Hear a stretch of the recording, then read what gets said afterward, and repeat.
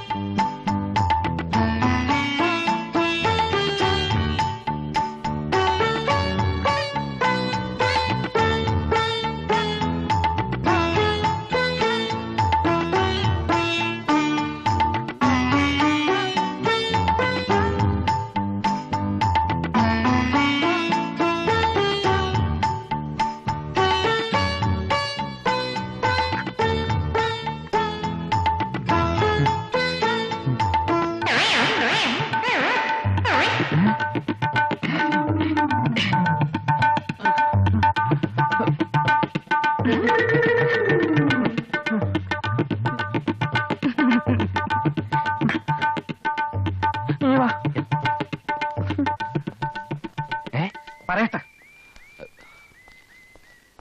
അപ്പൊ നീ എന്നെ പറ്റിക്കായിരുന്നല്ലേ? എന്ത്?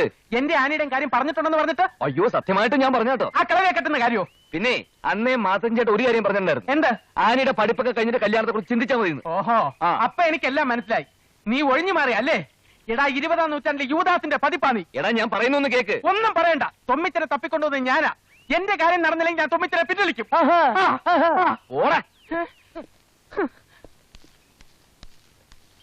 കറിയച്ചേട്ടാ,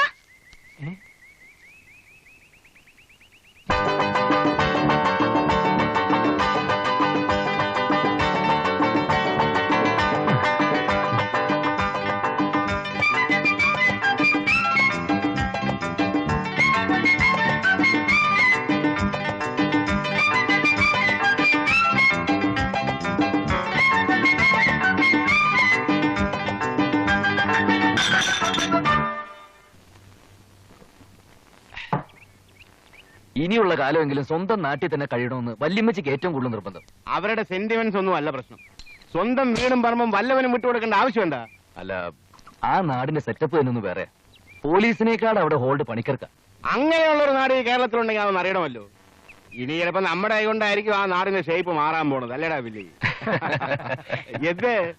ഒരു കൈ നോക്കാം. ഭൂമി മുഴുവൻ നമ്മുടെ കയ്യിൽ തന്നെ ഇരിക്കണം. 1 ഇഞ്ച് വിട്ടുകൊടുക്കുന്ന പ്രശ്നമില്ല. എങ്കിൽ പിന്നെ നമുക്ക് നാളെ തന്നെ നാട്ടിലേക്ക് പോവാം. അപ്പൊ നമ്മളെല്ലാവരും സ്ഥിരമായിട്ട് അങ്ങോട്ട് താമസം മാറാണോ? അതൊക്കെ സൗകര്യം പോലെ തീരുമാനിക്കും. ആദ്യം അവിടെ പോയി. മനസ്സിലായി. ആദ്യം ഇറാഖിനോട് അന്യായമായി പിടിച്ചെടുത്ത കുവൈറ്റ് വിറ്റ് തരാൻ നമ്മൾ ആവശ്യപ്പെടുന്നു.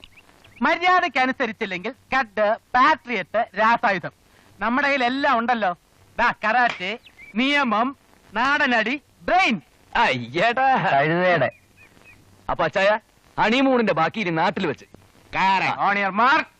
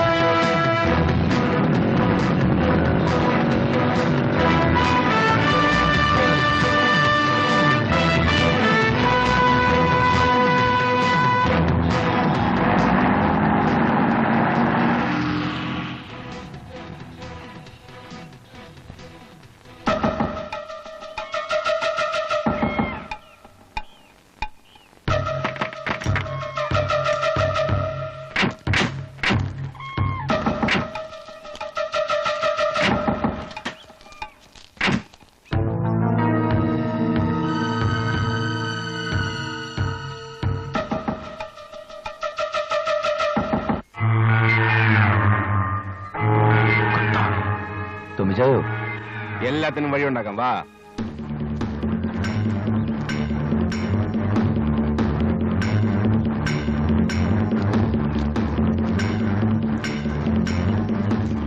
ആരാ മനസ്സിലായില്ലല്ലോ.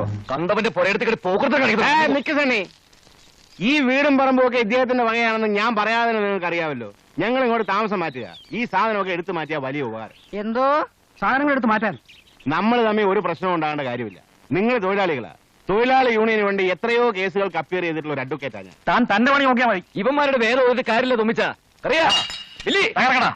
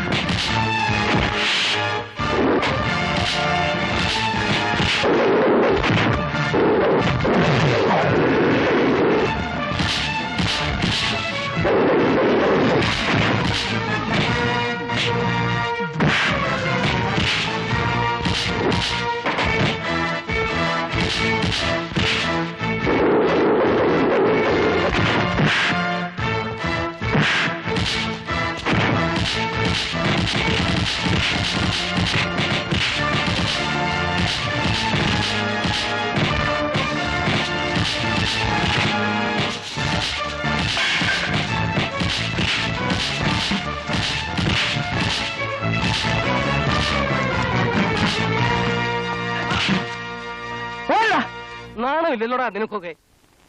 കണ്ടവന്റെ തല്ലുകൊണ്ടിട്ട് വന്നിരിക്കുന്നു. ഞാനവിടെ ഉണ്ടായിരുന്നേ കാണിച്ചു കൊടുത്തേനെ. അരിഞ്ഞു കളഞ്ഞല്ലേ എല്ലാത്തിനെയും.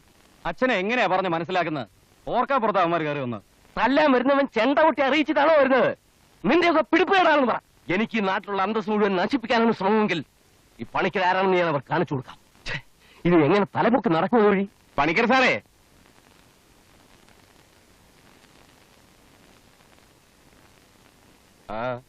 എന്താ? അതിന് മാത്രം ഒന്നും ഉണ്ടായില്ലല്ലോ പണിക്കർ സാറേ. നിങ്ങളുടെ പിള്ളേരെ ഞങ്ങൾക്ക് ചെറുതായിട്ടൊന്ന് തടവേണ്ടി വന്നു. ഇപ്പൊ ഞങ്ങൾ നല്ല സുഹൃത്തുക്കളാ, അല്ലയോടാ കുഞ്ഞുങ്ങളെ? ഓഹോ, അപ്പൊ അത് നിങ്ങളാണല്ലേ. വലിയ പ്രകടനമൊന്നും ഇവിടെ വേണ്ട. വന്ന കാര്യം എന്താണെന്ന് വെച്ചാൽ പറഞ്ഞിട്ട് പോവും. അതെന്താ പണിക്കരെ അങ്ങനെ? ആദ്യമായിട്ട് വീട്ടിൽ വരുന്നവരോട് അല്പം കൂടെ മര്യാദ കാണിച്ചുകൂടെ? ഇറങ്ങി പോടാ പുറത്ത്. മര്യാദ പഠിപ്പിക്കാൻ വന്നിരിക്കുന്നു. കളിയൊന്നും എന്റെ അടുത്ത് വേണ്ട. പോടെ പോടെ. താനീ ഇട്ടാവട്ടത്ത് രാജാവാണെന്ന് വെച്ചേ ഞങ്ങൾക്കൊരു പുല്ലുമില്ല, അറിയോ? ആ കണ്ണൂരിട്ടാവറോ. ആ വീടും പുരയിടവും ഞങ്ങൾ കൈവശപ്പെടുത്തിയത് പോലെ മാത്രം ചെണ്ട ബാക്കി വസ്തുക്കളും ഞങ്ങൾ തിരിച്ചു പിടിക്കും. അത് സംശയമൊന്നും വേണ്ട. 2 ദിവസത്തെ സമയം തരാം. അതിനകം ഈ മതില് പൊളിച്ചു മാറ്റി കെട്ടിയില്ലെങ്കിൽ പിന്നെ വേണ്ടെന്ന് വെച്ചാൽ ഞങ്ങൾക്കറിയാം. അതിനു മുമ്പേ നിന്റെയൊക്കെ ശവ പറമ്പി വീഴും. ചുമ്മാ തമാശ പറയാതെ പണിക്കരെ. വെറുതെ അങ്ങ് തല്ലിക്കൊല്ലാൻ ഞങ്ങൾ എന്താ ഓച്ചന്മാരാണെന്ന് കരുതിയോ? അടി ഞങ്ങൾക്ക് പുത്തരിയല്ലെന്ന് ദേ ഈ പിള്ളേരോട് ചോദിച്ചാൽ അറിയാം. വെറുതെ തടി കേടാക്കാതെ ഞങ്ങൾക്ക് പറയാനുള്ളത് ഞങ്ങൾ പറഞ്ഞു. തുമ്മിച്ച വാ. വരട്ടെ പണിക്കരെ. എടാ, എടുത്തി ആടിയിട്ടൊന്നും കാര്യമില്ല. നമ്മൾ ഇടപെടാതെ തന്നെ എല്ലാത്തിനും ഇവിടുന്ന് കെട്ടുകെട്ടിക്കണം. മോർച്ചറി കണ്ണൻ പരോളിൽ ഇറങ്ങിയിട്ട്. ആര്? ചിറ്റപ്പനോ? ആ, അവൻ എവിടെയുണ്ടെന്ന് അന്വേഷിക്കാം.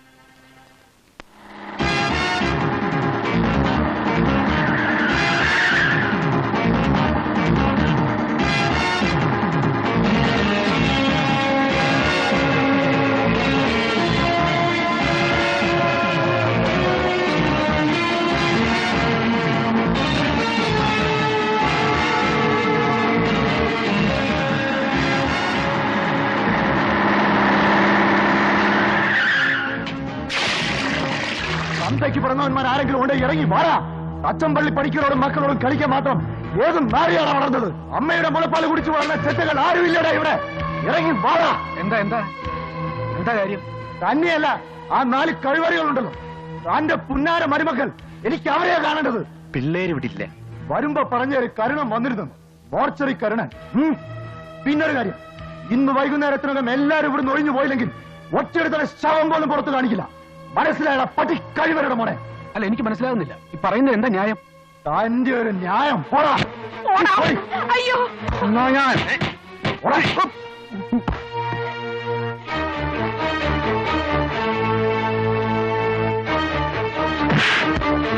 പറഞ്ഞത് മനസ്സിലായിരിക്കുമല്ലോടാ നായിന്റെ മോനെ. ഇന്ന് വൈകുന്നേരത്തിനകം.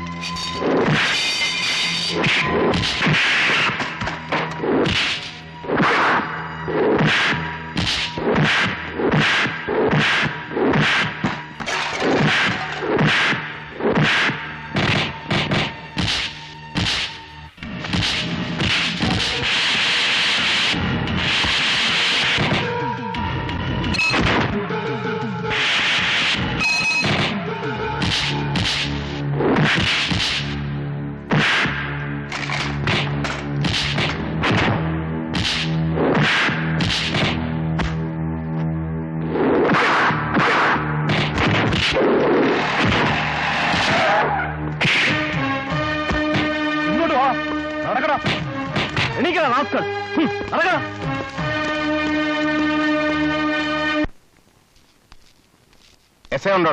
അകത്തുണ്ട്. എന്റെ പൊന്നു പണിക്കരിയേട്ടാ, പണിക്കരിയേട്ടന് വേണ്ടി തറ വേലയാ ഞാൻ കാണിച്ചത്.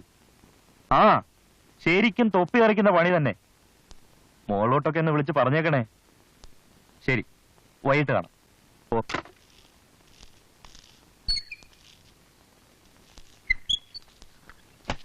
എന്തു വേണം? ഒരു കാര്യം പറയാൻ വന്നതാ സാർ. എന്താണ്? എടോ, ബംഗ്ലാവുകളുടെ വാതിക്കൽ കാവൽ നിന്ന് മുതലാളിമാരുടെ കാറുകൾ അകത്തോട്ടും പുറത്തോട്ടും പോകുമ്പോൾ സലാം വെക്കുന്ന കാവൽക്കാരുടെ കാക്കിയല്ല തന്റേത്. അതിന് അതിന്റേതായ വിലയുണ്ട്. ഒരു പോലീസ് ഓഫീസറോടാണ് താൻ സംസാരിക്കുന്നത് ഓർമ്മ വേണം. അറിയാം, ഡെസിഗ്നേഷൻ കൊണ്ട് താൻ ഒരു പോലീസ് ഓഫീസർ ആയിരിക്കാം. പക്ഷെ പ്രവൃത്തി കൊണ്ട് യു ആർ എ ഡേർട്ടി ഗുണ്ട. ആ പണിക്കരുടെ ചൊൽപ്പടിക്ക് നിൽക്കുന്ന വെറും ഒരു ശിങ്കിടി.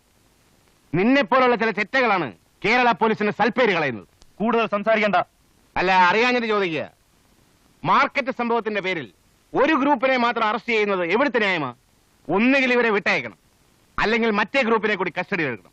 ബ്യൂറോ ഇല്ലെങ്കിൽ ഞാൻ പറഞ്ഞുതരാം. എന്ത് ചെയ്യണമെന്ന് താൻ എന്നെ പഠിപ്പിക്കണ്ട.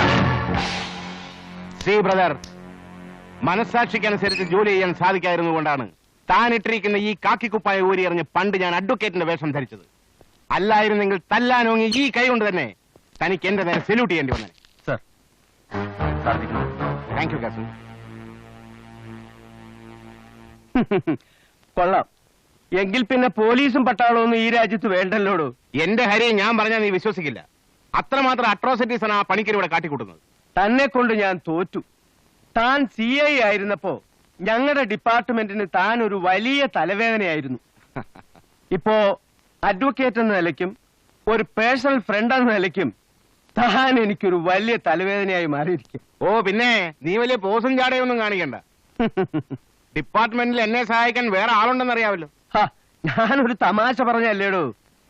വില്യമിനെയും സണ്ണിയെയും വിടാൻ ഞാൻ ഇപ്പൊ തന്നെ സ്റ്റേഷനിൽ വിളിച്ചു പറഞ്ഞേക്കാം. പിന്നെ തന്റെ ഭൂമിയുടെയും മതിലിന്റെയും കാര്യത്തിൽ ഒരു ഡയറക്റ്റ് ഇൻവോൾവ്മെന്റ് എനിക്ക് പറ്റില്ല. പ്രോപ്പർ ഡോക്യുമെന്റ്സ് കയ്യിലുണ്ടല്ലോ. നീ നിന്റെ വഴി നോക്കിക്കോ. ഓക്കെ. പിന്നെ എന്തെങ്കിലും മേജർ പ്രോബ്ലം ഉണ്ടെങ്കിൽ അറിയിച്ചാ മതി. ഞാൻ സ്പോട്ടിലെത്തിക്കോളാം.